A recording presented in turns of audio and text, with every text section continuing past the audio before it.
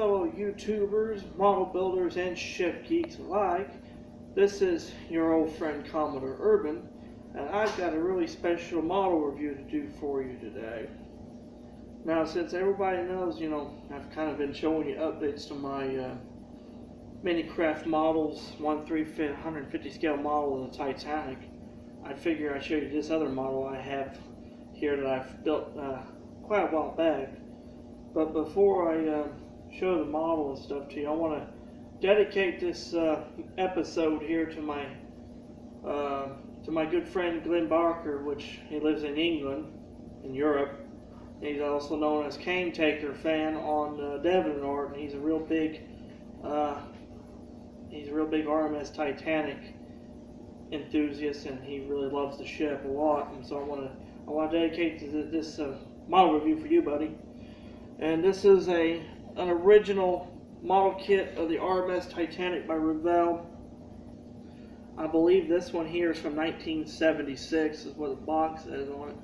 But on it says RMS Titanic, famous ocean liner, the epic disaster, 1/570th scale, length 18.5 inches, 40 centimeters, and it says Revell.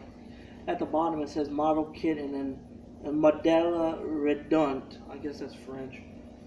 But on the box here, on the side here, it says, RMS Titanic, famous ocean liner, the epic disaster, foremast and mizzen mast with rat lines, an unassembled plastic model, length 18.5 inches, 47 centimeters. Model may be painted detailed to match pictures on box. Finely engraved hull detail with individual hull plates and simulated portholes. Cranes and ventilators, detailed rudder, authentic flags, 3 propellers, 18 lifeboats, display stand, decal markings. And it tells you what kind of colors and stuff you need for it. Yeah, 1976 right here. Copyright 1976 by Revell Inc., Venice, California. And then on the box here it says, the time, late evening, April 14th, 1912. The place, somewhere in the cold, dark waters of the North Atlantic. The world's largest ocean-going vessel and pride of the White Star Line, the Titanic, was on a maiden voyage from Southampton to New York. She was 882 feet long and displaced 66,000 tons when loaded. Designed to withstand the flooding of any 2 of her compartments between bulkheads, the Titanic was flaunted as unsinkable. The sea was calm as the great ship steamed ahead at 22 knots. Suddenly, a shadow rose from the water ahead. The bow of the mighty Titanic crashed into an iceberg, tearing a 300-foot gash beneath the waterline of the starboard side. The damage immediately flooded the first 6 compartments between the bulkheads. At 2:18 a.m. April 15, 1912, after extreme confusion, commotion, and hurried dispatch of distress signals, the Titanic sank to her doom in one of the world's most epic disasters. Of the 2,224 people aboard, 711 were saved.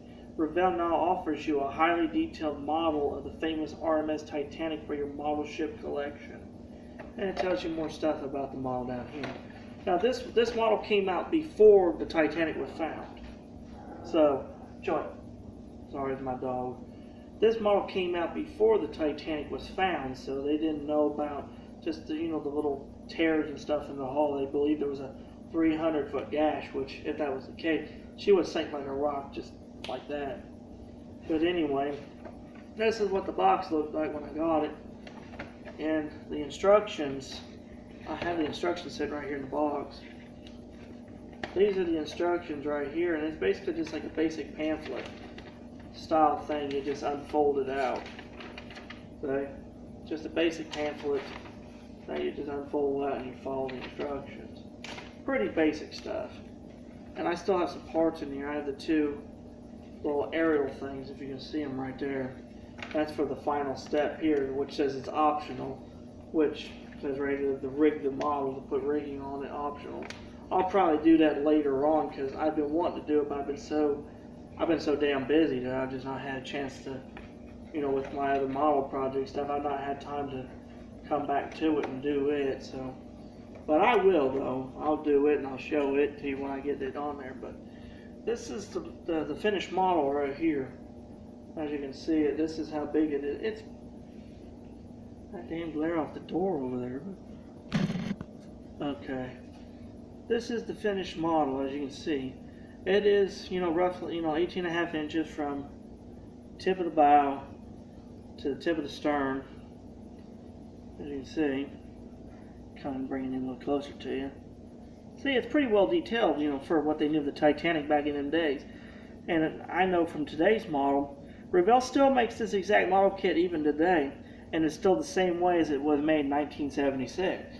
So if you buy a model of the ship today, the same exact model kit, if you buy a 1/570 scale model of the Titanic from the hobby shop, that's by Revell, chances are it's the same exact model kit, same exact one. They didn't even change any of it. There's things on this model that they didn't know about the Titanic until years afterwards. Which, if you've seen my 1/350 scale model of the Titanic by Minicraft Models in Progress, then there's a lot of changes to it. Like the biggest thing, if you look on the forecastle deck right here, the tip of it, right before the forward crane, you see decking. On the real Titanic, there was a pit there where there was the central third anchor was there. This model doesn't have it. So that was one of the things that people didn't know about. But now I will get to, before I tell you about how I thought about the model, how it was put together, this is the base. As you can see, the base. That's all it is basic, simple base. And then it just slides up underneath the hull like that. And then it just does it like so. So I thought I'd show you that.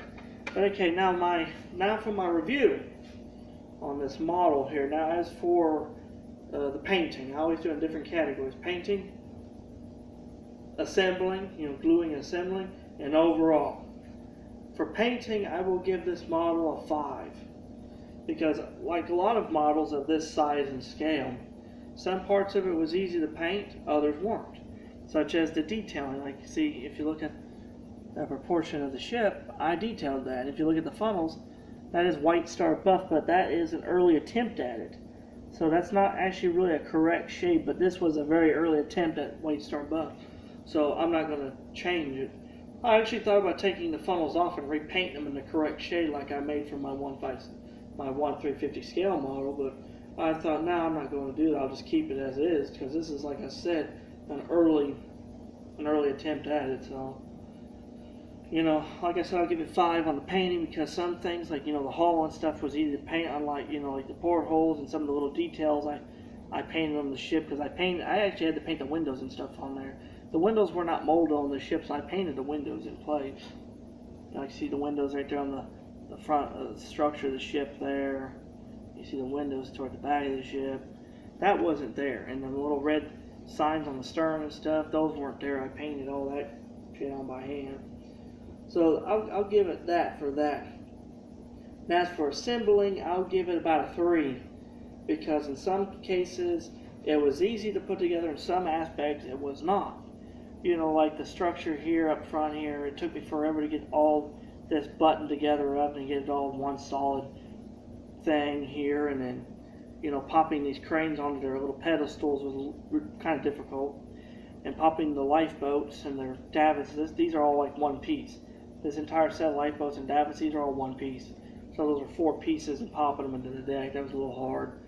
And this section of deck, the top deck and this deck down here and stuff, that was hard to get it all popped in place, because this whole thing is a solid piece, solid plastic piece, except for this here. This is another piece that pops in place. So, there's some of it that was easy to put together, like the propellers. Those weren't too hard to install on there. Those were pretty easy. The mast and the rat lines, those weren't too hard. But some things were kind of hard, but the funnels weren't too hard. It's just having to size up the pipes and the funnel ladders and stuff for those. So that's on that.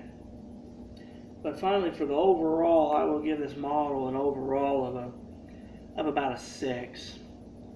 If you're starting out model building and you want a good model, if you want to model the Titanic, this is one you should probably start out with first.